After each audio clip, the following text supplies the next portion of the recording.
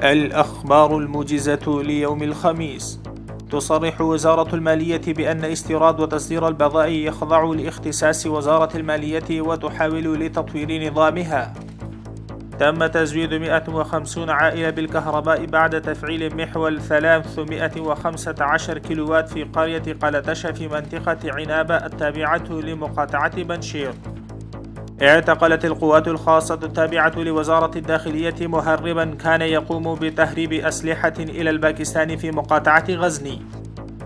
زار رئيس محكمة بكتيكا محكمة ابتدائية في منطقة متاخان لمقاطعة بكتيكا.